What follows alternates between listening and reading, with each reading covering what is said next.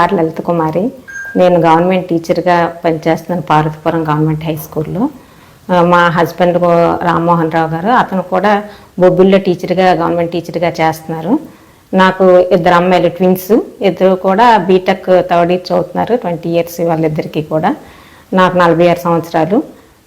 నాకు 2022లో నాకు ఈ నెక్క దగ్గర ప్రాబ్లం అనేది నాకు కాయిల్లా కనిపించి డాక్టర్ని అప్రోచ్ అయ్యాను.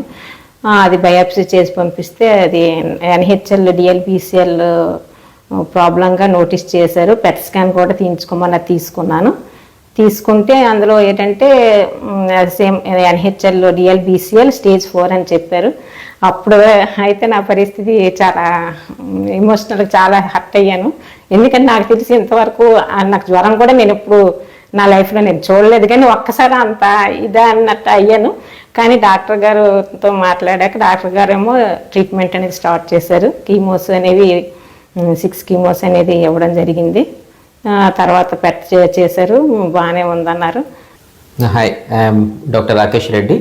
I'm senior consultant medical and haematooncology at Apollo cancer centres, Visakhapatnam.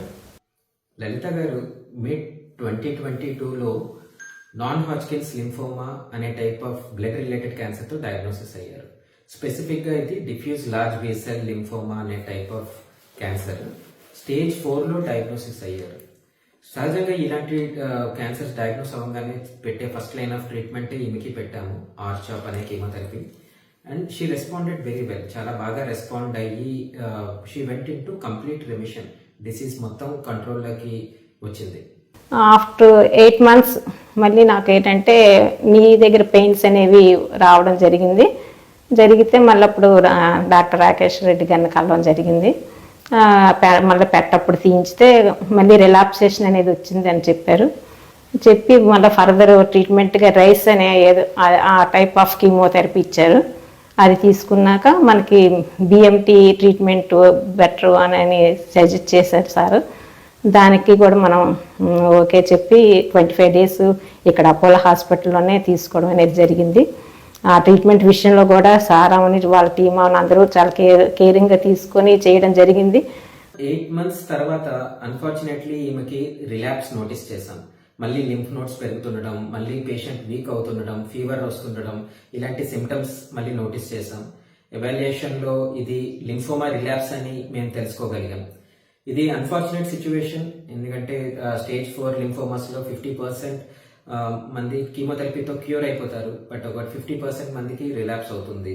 Relapse అయిన తర్వాత స్టాండర్డ్ ట్రీట్మెంట్ మళ్ళీ కీమోథెరపీ, ఇంకా హై డోస్లో కీమోథెరపీ ఇచ్చి బోన్ మ్యారో ట్రాన్స్ప్లాంటేషన్ అనే ట్రీట్మెంట్ తోటి కంప్లీట్గా క్యూర్ చేయడానికి మళ్ళీ అటెంప్ట్ చేస్తాం. ఈ ప్రక్రియని మేము అరౌండ్ మిడ్ 2023లో స్టార్ట్ చేసాం. అరౌండ్ జూన్ మాసంలో లాగా 3 cycle కీమోథెరపీ ఇచ్చాం. అండ్ సెప్టెంబర్ 2023లో మళ్ళీ ఈమెకి బోన్ మ్యారో ట్రాన్స్ప్లాంటేషన్ అనే ఒక రకమైన అడ్వాన్స్డ్ మెడికల్ ట్రీట్మెంట్కి తీసుకున్నాం. ట్రీట్మెంట్ చాలా బాగా టాలరేట్ చేశారు, చాలా బాగా రెస్పాండ్ అయ్యారు. She's basically very strong lady. So treatment బాగా టాలరేట్ చేయడం, we're very hopeful that treatment బాగా సక్సెస్ఫుల్ అవుతుంది అని చెప్పి. సెప్టెంబర్లో ఎండింగ్కి మేము ఇవన్నీ డిశ్చార్జ్ చేసిన తర్వాత మా ప్లాన్ 2 months తర్వాత పెట్ స్కాన్ చేద్దామని.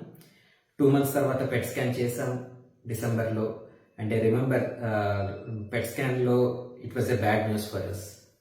కంప్లీట్గా మళ్ళీ డిసీజ్ పెరుగుతుండడం నోటీస్ చేసాం. బోన్ మ్యారో ట్రాన్స్ప్లాంటేషన్ అన్న ఇంటెన్స్ ట్రీట్మెంట్ చేసిన తర్వాత కూడా డిసీజ్ ఎంత అగ్రెసివ్గా తిరిగి వస్తుంది అని అంటే దీన్ని మేము రిఫ్రాక్టరీ డిసీజ్ అంటాం. అంటే ఏ రకమైన medical treatment, conventional medical treatment like chemotherapy, వీటికి ఇది ఇంకా పనిచేయదు అన్న విషయం క్లియర్గా తెలుస్తుంది. అండ్ దిస్ ఈజ్ యాక్చువల్లీ చాలా బ్యాడ్ న్యూస్ పేషెంట్కి. యూజువల్గా ఇలాంటి స్టేజ్లో 6 months to 12 months కన్నా లైఫ్ స్పాన్ ఎక్స్పెక్ట్ చెయ్యం. ఆఫ్టర్ BMT ఫాలోఅప్గా వచ్చేదని 2 months తర్వాత నాకు సేమ్ ఏంటంటే మా నీ పెయిన్స్, అడుగు అంటే నడవలేకపోవడం అనే ప్రాబ్లం అనేది అనిపించి వెంటనే డాక్టర్ రాకేష్ రెడ్డి గారిని కలవడం జరిగితే పెట్ స్కాన్ తీసుకోమన్నారు. తీసుకున్నాను. ఆ రిపోర్ట్ వచ్చాక చూస్తే రిలాప్సేషన్ వచ్చిందని చెప్పారు సార్. మరి అప్పుడంటే నాకు అసలు నా జీవితం ఏమైపోయిందని నేను ఫస్ట్ టైం నేను క్యాన్సర్ అని వచ్చిందని అప్పటికంటే నేను చాలా ఇంకా నా లైఫ్ శూన్యం దీనికి చాలా ఎమోషనల్ అయిపోయాను నేను. ఏం చెయ్యాలి అసలు ఏంటి ఇంత చాలా దీనిగా ట్రీట్మెంట్ని ఫేస్ అవుట్ చేశాను, బాగా ఉన్నాను అనుకున్నాను, కానీ మళ్ళీ రిలాప్స్ అయినాను, కానీ చాలా ఇదయ్యాను. ఈ పేషెంట్ ది రిఫ్రాక్టరీ డిసీజ్ అని ఎప్పుడైతే తెలిసిందో ఇంకా ఇక్కడ కన్వెన్షనల్ ట్రీట్మెంట్స్ ఏమీ పనిచేయవని క్లియర్గా అండర్స్టాండింగ్ వచ్చింది. So we have to think out of the box, do something that is new. ఏదైనా కొత్త ట్రీట్మెంట్ చేయాలి, దాంతో ఏదైనా కొత్త ట్రీట్మెంట్ తోటి ఈమెకి క్యూర్ సాధ్యపడుతుంది అన్న విషయం మాకు క్లియర్గా అండర్స్టాండ్ అయింది. సో ఆ టైంలో we came across a treatment called CAR-T cell therapy. CAR-T cell therapy అనేది ఒక కొత్త రకమైన సెల్యులార్ థెరపీ వేర్ పేషెంట్ తాలూకు టీ సెల్స్ అంటే ఒక రకమైన రోగ నిరోధక కణాలని వేరు చేసి దాన్ని జెనెటిక్ గా మాడిఫై చేసి పేషెంట్ తాలూకు క్యాన్సర్కి అగేన్స్ట్ గా అది పనిచేసే విధంగా వాటిని తయారు చేసి ల్యాబ్ లో మళ్ళీ వాటిని పేషెంట్కి ఎక్కించాలి. ఈ ప్రక్రియలో చాలా సైడ్ ఎఫెక్ట్స్ ఉండొచ్చు. ప్రక్రియ మొత్తం చాలా కాస్ట్ తో కూడుకున్న ట్రీట్మెంట్, చాలా కొత్త రకమైన సైడ్ ఎఫెక్ట్స్ కూడా రావచ్చు కొత్త రకమైన ట్రీట్మెంట్ తో. ఈ విషయాన్ని పేషెంట్ తో క్లియర్ గా చెప్పడం జరిగింది. ఆమె she was very ready for the treatment. నేను ఒకటే అనుకుంటున్నాను, నేను నా పిల్లల గురించి నేను బతకాలి, ఈ ట్రీట్మెంట్ తోటి నాకు నయం అవ్వడానికి అవకాశం ఉంది అని అంటే నేను ట్రై చేస్తాను అన్న ధైర్యం ఆమె తెచ్చుకొని ట్రీట్మెంట్ చేయాలన్న ధైర్యాన్ని మాకిచ్చి we went ahead with the process. ఫిబ్రవరిలో టీ సెల్స్ పేషెంట్ ని బాడీ నుంచి సెపరేట్ చేసి ల్యాబొరేటరీకి పంపించడం, తర్వాత మధ్యలో డిసీజ్ పెరగకుండా ఆమెకి కొంత రకమైన ట్రీట్మెంట్ ఇవ్వడం, ఆ టీ సెల్స్ మళ్ళీ ల్యాబ్ నుంచి వచ్చిన తర్వాత దాన్ని పేషెంట్ కి రీఇన్ఫ్యూజ్ చేయడం, ఆ రీఇన్ఫ్యూజ్ చేసిన తర్వాత వచ్చే సైడ్ ఎఫెక్ట్స్ అన్నింటినీ మానిటర్ చేసుకుంటూ very high amount of precautions తీసుకుంటూ ప్రతి చిన్న విషయాన్ని చాలా క్లోజ్ గా అబ్జర్వ్ చేస్తూ మేము ఈ ట్రీట్మెంట్ మొత్తం కంప్లీట్ చేసాం. పేషెంట్ కూడా చాలా సహకరించారు, ట్రీట్మెంట్ కి బాగా టాలరేట్ చేశారు, రెస్పాండ్ అయ్యారు. డిశ్చార్జ్ అయిన తర్వాత ఒక 4 వారాల్లో పెట్ స్కాన్ చేయాలి. ఈ పెట్ స్కాన్ మళ్ళీ ఏమొస్తుందన్న ఒక రకమైన భయం, ఒక రకమైన కుతూహలం రెండూ ఉన్నాయి. కాకపోతే మేము చేయగలిగిన ట్రీట్మెంట్ అంతా సవ్యంగా చేశాము, సక్సెస్ఫుల్ అవుతుందన్న ధైర్యం కూడా ఒక వైపు ఉంది. ఆ ధైర్యానికి తగ్గట్టుగానే పెట్ స్కాన్ లో కంప్లీట్ గా డిసీజ్ మొత్తం మటుమాయం అయిపోయింది.